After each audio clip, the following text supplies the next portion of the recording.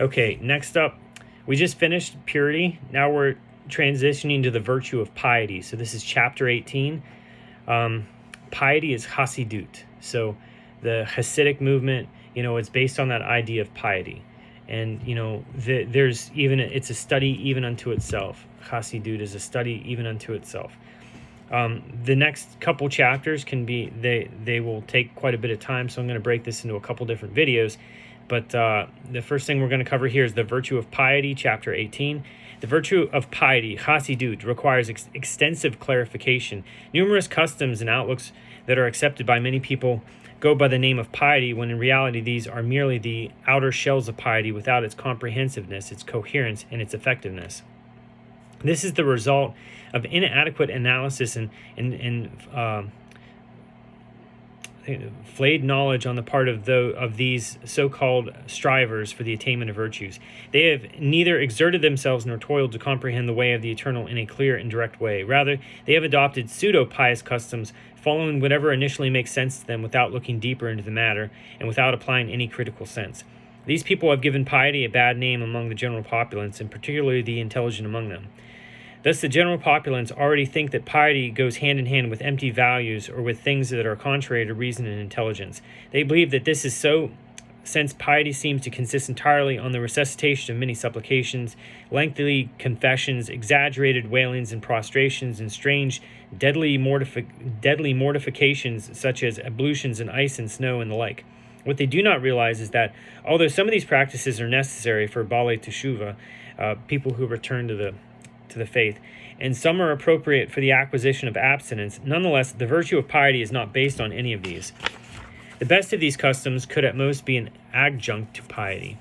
So, there's people that think that like massive fasting and things like that are like piety, or when he's talking about people that would do all kinds of rituals and things like that to try and attain some level of piety. But in reality, piety or Chasidut is more than that. It's more complex, and he's going to break that down. So the nature of piety itself, however, is very profound and difficult to grasp.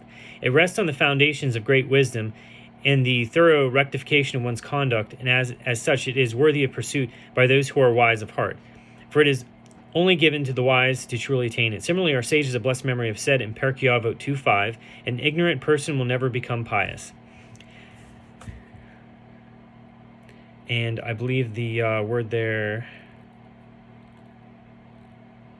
ha'aretz, it says person, like people of the land. So people that are ignorant, that aren't like,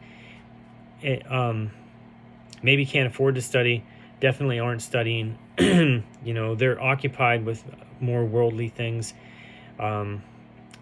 maybe even striving after a livelihood or something like that. So they're not engaging their higher potential.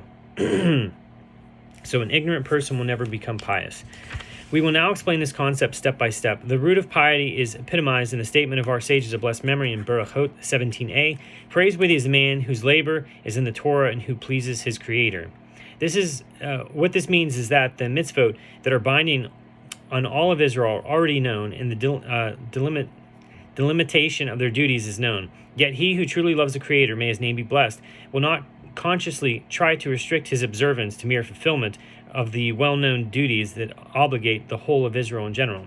Rather, what will occur will be similar to the reaction of a son who loves his father. If his father were to just barely express his desire for something, the son would still do everything within his power to satisfy this wish.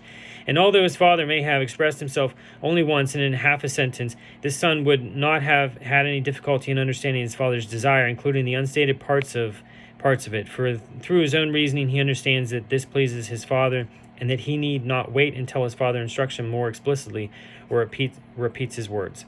With our own eyes, we see this type of phenomenon. It transpires every moment and every hour between those who are devoted friends, between a man and his wife, between a father and a son.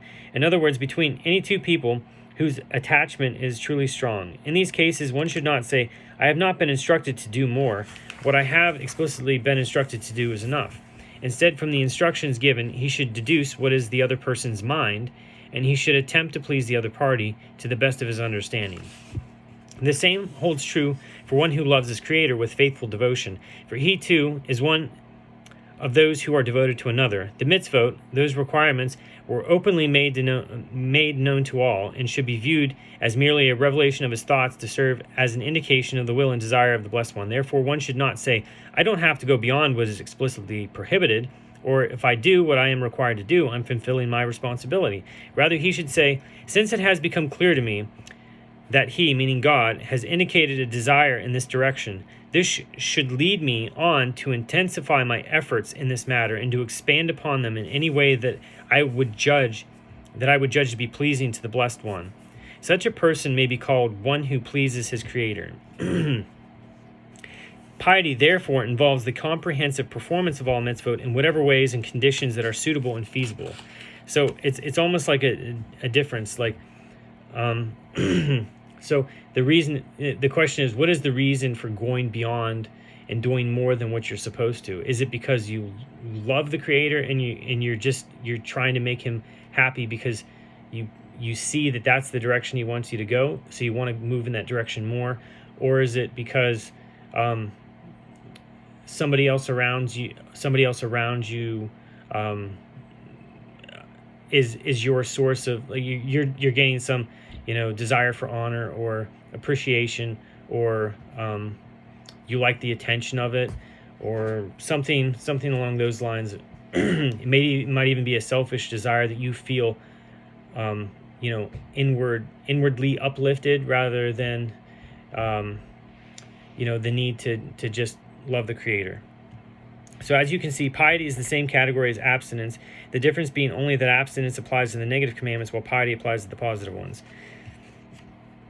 Yet the two actually have one goal: to go beyond the explicit by extrapolating from the specifics of a mitzvah that is pleasing to the Blessed One. These are the guidelines of true piety. We will now define its main elements.